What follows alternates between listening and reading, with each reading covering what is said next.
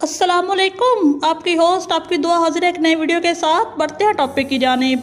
पाकिस्तान में आए रोज़ हादसात खबरों की जिन्नत बनते रहते हैं, जिनमें वालिदैन अपने जिगर गोशों तक को खो देते हैं और बाज़ वाक़यात में बच्चों को अपने वालिदैन के साए शफ़क़त से हमेशा के लिए महरूम होना पड़ता है।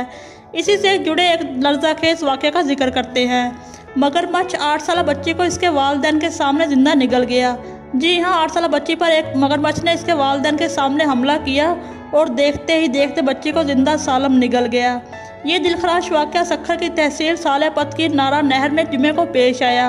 वालिदैन के मुताबिक इनकी बेटी नहर किनारे खड़ी थी कि अचानक नहर से एक देव हेकल मगरमच्छ ने इस पर हमला किया और इसे नहर में खींच के साथ ले गया और अगले ही लम्हे इस बच्ची को जिंदा सालम निगल गया। मौके पर मौजूद मकामी अफराद ने इस वाक़े के चश्मदीद गवाह थे। इस मकामी अफराद ने फौरी तौर पर बच्ची को बचाने की बहुत कोशिशें की, मगर मगरमच्छ इतना ताकतवर और तेज़ रफ्तार था कि इनकी तमाम तर कोशिशें बेसूद गई। मगरमच्छ ने बच्ची को अपने मजबूत जबड़ों में जकड़ा और फिर से निकल गया। मकामी अफराद के मुताबिक ये एक बड़े साइज़ का मगरमच्छ था, जिसका साइज़ तकरीबन 16 फीट होगा।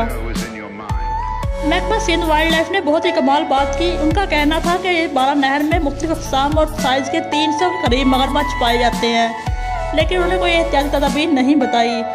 साथ ही ये कहा कि यह दरिया सिंध से जुड़ी हुई नहर है, ताहाल बच्चे का कोई पता नहीं चल सका।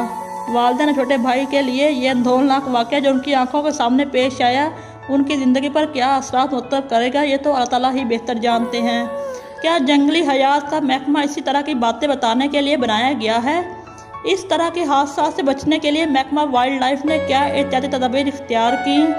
हर दफ़ा हादसे का शिकार होने वाले अफराद को ही क्यों मोर्दे इल्ज़ाम ठहरा दिया जाता है और तहकीकाती रिपोर्ट जमा तफरीक के बाद इदारे के अहलकारों को बरी ज़िम्मा करार देकर दफ्तर दाखिल कर दी जाती है, जो कि आखिरकार रद्दी की टोकरी की जिन्नत बनती है। अल्लाह ताला हर किसी को अपने हिफ्ज़-ओ-अमान में रखे। मिलेंगे नेक्स्ट वीडियो में, तब तक के लिए अल्लाह हाफिज़।